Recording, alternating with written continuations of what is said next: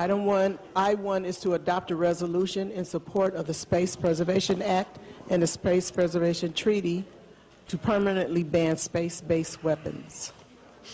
And we have 15 speakers for this item. Ready for me? Councilmember Beckles, Yeah. would you like to introduce this? I would. You know, I think that what I'd like to do is just kind of rehash the statement of this issue for those who don't have the agenda in front of them. And the City of Richmond is a welcoming and safe area for all of our residents.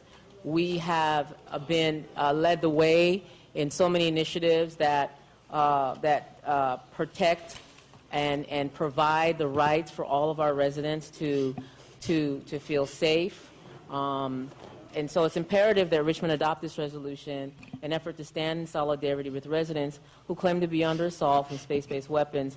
That should be outlawed by the Space Preservation Act. Now, the thing about this is that, you know, we're not trying something new here. This is in support of what's already there on the federal level. So we're saying as a council, we support this treaty that's already in effect, and we also support our residents who are feeling attacked by certain kinds of weapons. And so the purpose of this resolution is to show support for residents that identify themselves as targeted individuals by supporting the Space Preservation Act that's been passed by Congress and Space Preservation Treaty to permanently ban space-based weapons. Now, many targeted individuals believe they've been personally attacked with weaponry that should be outlawed by the Space Preservation Act. Some years ago, one of the residents who's going to talk now, I met with her, I've met with many of them to talk about this issue. I've also spoken with our police department. The representative from the department was Captain Gagan to figure out how law enforcement can support these individuals. First of all, by at least listening and not assuming, and actually just taking reports of incidences that are reported. And the police department was open to that and is open to that and are willing to work with our residents and helping them to feel safe, because it's important that we all feel safe living in our city. So in our city, we put forth our best effort to listen and respect the voices and wisdom and experiences of our residents. And so I don't intend to ignore it, and I'm hoping that my colleagues on this dais won't ignore, but support those who suspect they have been exposed to these types of inhumane attacks with the intent to cause them great emotional and bodily harm. And I'm encouraged by these residents, these citizens of Richmond who've stood up to protect other residents here. And I'd like to encourage other officials at the local, the state, and national level to explore methods to expand support to all residents. And as many as you can see, those of us with an agenda in front of us and those who don't have an agenda in front of you who may be watching or the live cast on the web, is that there is no financial impact to this. This is not going to cost us anything, and it's not going to hurt anyone to pass it, but it certainly would continue to cause emotional distress to those who are being targeted if we don't pass this, and I urge you to support all of our residents in the city. Do we have questions from council members? Okay, Vice Mayor. Just real quickly, you mentioned that this was passed by Congress. Yeah. Can you tell me when that happened? Because I'm trying to look it up now. I thought that this was just introduced in 2001. Never was. What was actually? Ms. Anderson can probably answer that question. When was it passed at the federal level, Ms. Anderson? 9/10/2002.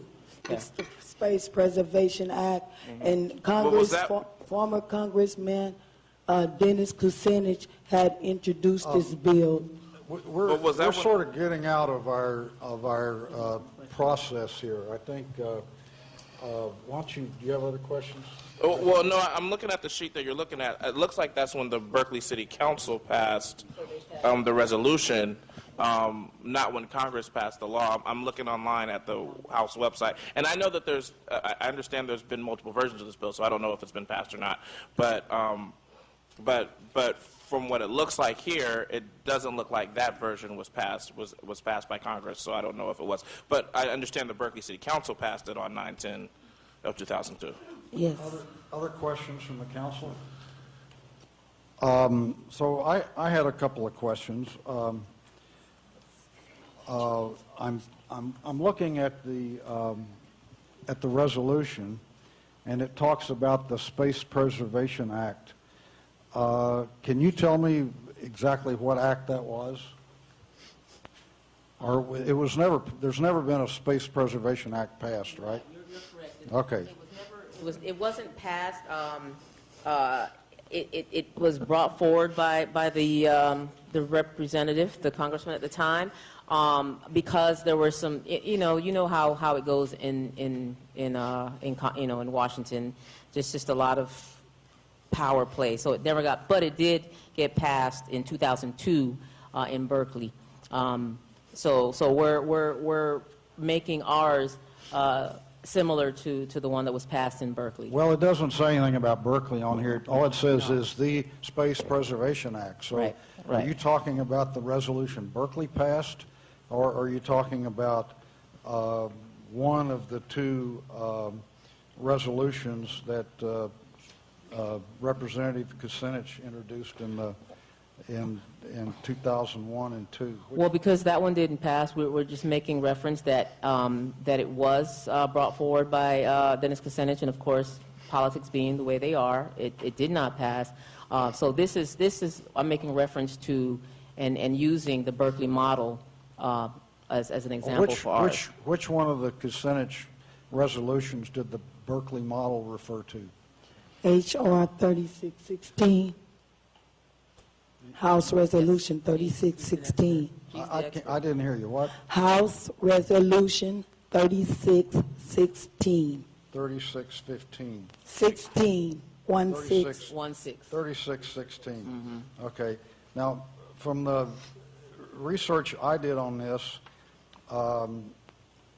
that resolution was substantially different than H.R. 2977. Yes, sir. And significantly, it omitted any reference to chemtrails, particle beams, electromagnetic radiation, plasmas, extremely low frequency or ultra-high frequency energy radiation, and mind control technology. So the question I have is, it seemed to me that it was your intent to include all these in it, right?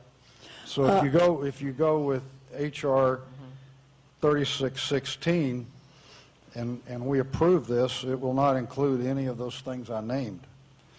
Is that your intent? That was not my intent. My intent, and in working with staff, of course, to help put this together, because we know that we get help with our staff.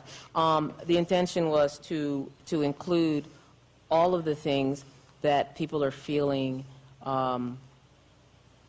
That people are feeling the pressures of and feeling the attacks of. And so I think that, I don't know how much of this of that issue that Berkeley has in theirs, but I think that to include this and this is the resolution that's saying that we support this treaty, this act, then I'd like to have it in there because, again, to me it's important that we defend, that we support, and that we protect our residents. And so if these are the things that residents are saying they're feeling, yes. Then it well, should be all in there. Berkeley did, I'm looking at the Berkeley resolution, and it just says, it is the will of the council and the city of Berkeley that the U.S. Senate and House of Representatives enact and the U.S. President sign and enforce the Space Preservation Act. But I'm confused because there were actually two Space Preservation Acts introduced, and I think if we're going to do this right, we need to define which one we're going to support because they're different. No, you're